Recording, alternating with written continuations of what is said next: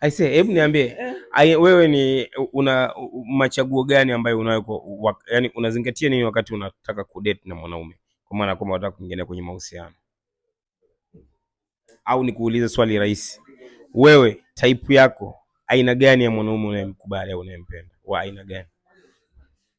Sielewi kwenye nini? Kwenye mavazi, kwenye muonekano,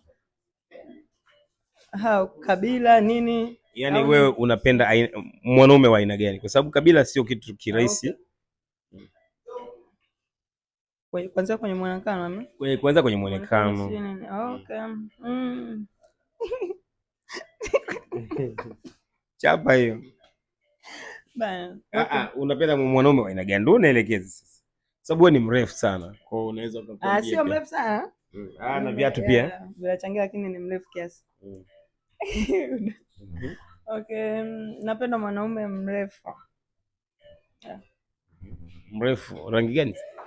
Mwanaume mrefu like rangi kama ya kwangu. Sipendi mwanaume mweupe.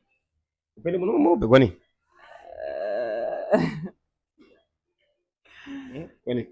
Siwapendi tu.